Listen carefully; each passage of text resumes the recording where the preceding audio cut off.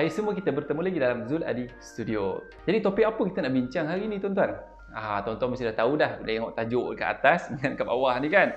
Jadi hari ini saya nak berkongsi tips bagaimana nak mencari penyewa yang bagus, penyewa yang baik dan penyewa yang kita boleh sebut dari syurga.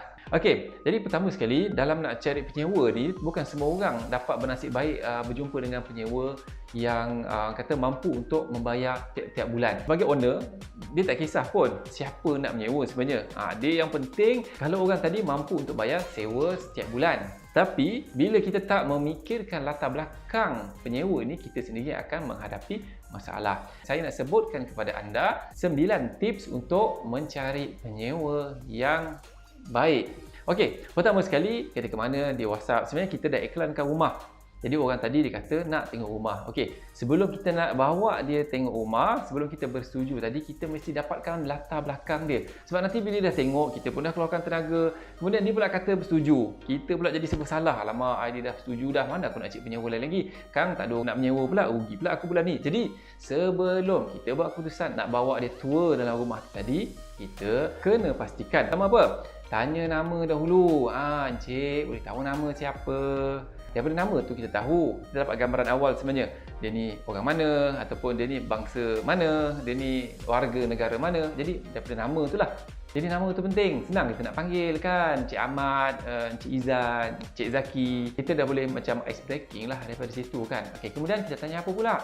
Kita perlu tahu bakal penyewa kita ini adalah warga negara apa dan juga bangsa apa. Mungkin ada yang kita skeptikal kan. Ini datang daripada Nigeria. Alamak, Nigeria scam.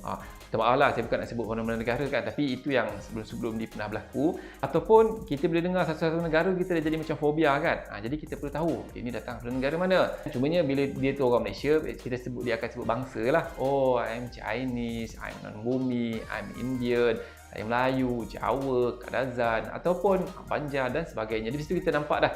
Okey, ini gambaran awal bakal penyewa kita.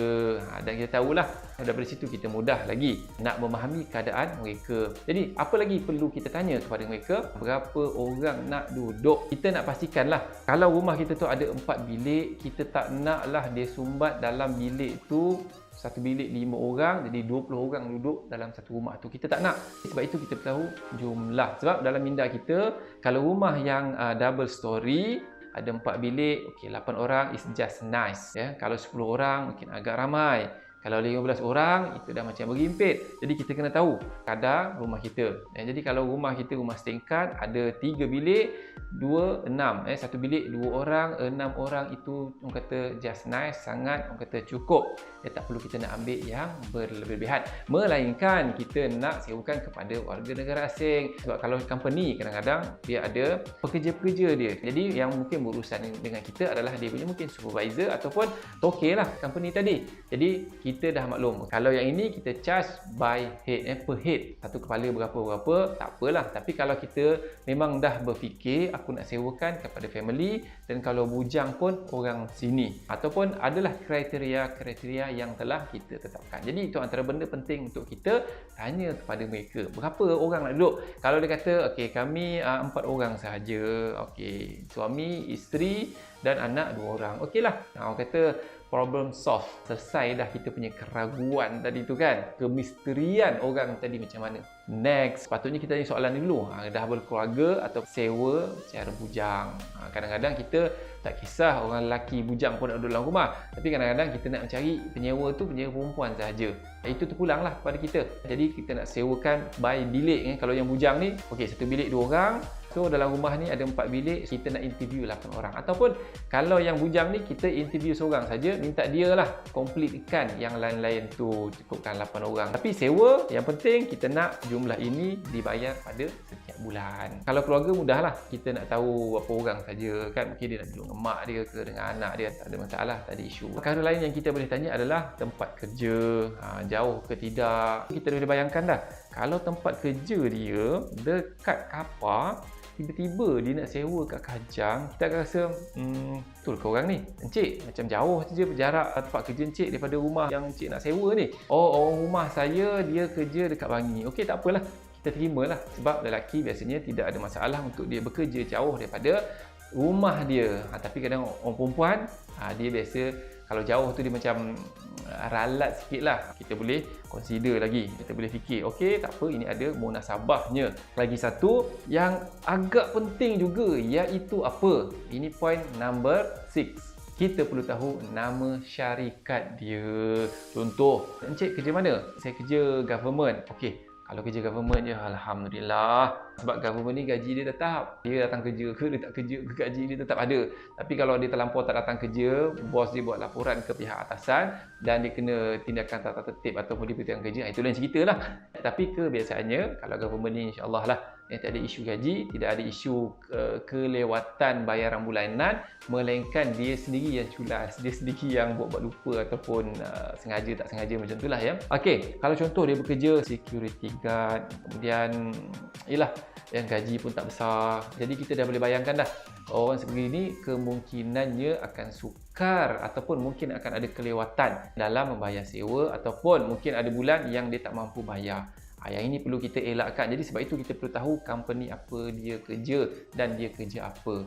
Okey, setelah kita dah tahu yang atas tadi, kita dah berpuas hati, saya dapati bahawa okey, insya-Allah dia ni layaklah untuk menyewa rumah. Contoh sewaannya RM1,500. Setelah itu barulah kita tanya, "Encik, cadang nak menyewa tu bila?" Mungkin dia akan jawab, "Oh, saya mungkin nak menyewa sebulan lagi lah, awal bulan depan."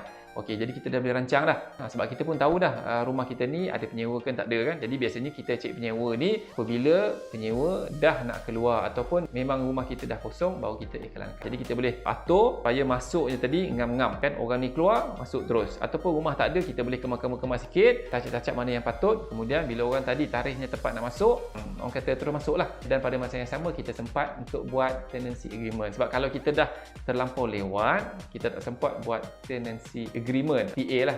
Dan antara benda yang perlu kita tahu juga, tempoh nak menyewa. Kalau dia kata 6 bulan, itulah susah sikit lah. Kalau boleh, saya cadangkan kepada anda, kalau ada yang nak menyewa 6 bulan ini, berikan syarat-syarat yang ketat kepada dia. Sebab kalau 6 bulan ni tidak mengatangkan keuntungan. Lebih lagi kalau kita guna ejen. Dan 6 bulan ni juga kalau ada rosak, defect dan sebagainya yang dihasilkan oleh penyewa tadi, takut nanti deposit yang 2 bulan yang dibayar takut tak lepas, kita nak repair. Jadi itu antara bendanya lah. Tapi kalau dah setahun dengan bayaran bulanan tadi, ada passive income dekat kita, so mungkin kita boleh consider untuk sewa setahun. Kalau orang tu kata saya nak sewa 5 tahun lah, boleh tak? Jangan lebih 3 tahun. Kalau nak buat pun, saya cadangkan kepada anda, buat 2 tahun, tapi kita tulis kat situ, setelah habis 2 tahun, kita akan consider untuk tambah lagi 1 tahun pada agreement yang berikutnya. Sebabnya, tempoh 4 tahun ini adalah tempoh pajakan. Kalau lebih daripada tempoh itu, apa akan jadi? Kiat kita terikat dengan undang-undang pajakan. Jadi, jangan buat lebih 3 tahun. 3 tahun cukup. Kalau dia nak, dia renew semula. Jangan kurang daripada setahun dan jangan lebih daripada 3 tahun. Kalau nak, renew pada setiap tahun. Setelah kita berpuas hati dengan keadaan selama dia duduk 2 tahun sebelum ni. Okey, selepas tu ayat last sekali kita minta daripada dia apa? Tahu bajet tuan berapa sebenarnya. Bila kita iklan tu dah ada dah dekat situ. Sebab bila dia tulis, saya sebenarnya cari yang 1000 berapa sehingga 1000 berapa saja. Sedangkan kita nak 1500. Kalau boleh kurang pun mungkin dalam RM50 hingga RM100, 1400 saja. Tapi kalau dia minta 1000, okey, kat sini kita dah rasa okey lah Encik. Sebenarnya harga yang Encik minta ni mungkin tak berapa nak dapat. Kita beritahu terus terang sebenarnya. Jangan kita bawa dahulu. Harga saya sekian. Kalau dah bersetuju tentang harga, boleh kita bawa. Ataupun kadang-kadang kita tak bincang tentang harga. Sebab dalam iklan tadi dah maklum dah. Semuanya bila dia dah bersetuju, mungkin dia akan nego sedikit. Kalau orang yang nego awal ni kadang-kadang terus tak jadi. Tapi biasanya bila kita dah tengok butiran yang kita minta tadi, kita berpuas hati, kita boleh dah bawa. Sebenarnya tips inilah yang saya gunakan untuk mendapatkan penyewa. Dan ini perkara yang biasa saja, bukan ada perkara yang luar biasa. Sama ada kita nak buat, nak intel dia ke daripada mana ke, kongsi gelap ke apa, tak. Kita tak buat benda-benda macam tu. Kita cuma lihat daripada butiran yang dibagi tadi, kita menilai daripada situ. Bila dah nilai, barulah kita terbuka minda. Okey, nak bagi sewa ataupun tidak bagi sewa kepada orang ini. Yang penting kita jangan teruja. Bila ada orang nak tengok rumah ni, kita bawa. Bawa. Pas 2-3 bulan, minta maaf lah Encik, tak sanggup lah Encik, minta maaf lah Encik, tak dapat nak bayar sewa. Kemudian tak bayar sewa, senyap. Kita dah tahu rumah, ketuk-ketuk pintu, dia tak buka. Kemudian kita suruh keluar pun dia tak nak. Kita tak nak jenis yang macam tu. Jadi sebab itu kita perlu filter dengan lebih awal. Kita screen, kita tapis terlebih dahulu sebelum kita bawa tengok rumah. Jadi macam mana dengan tips yang saya bagi tadi? Okey ke tidak? Kalau anda rasakan okey, sila like dan subscribe channel ini. Dan kalau ada apa-apa cadangan dan komen, boleh tulis di ruangan komen. Okey, baik. Jumpa lagi.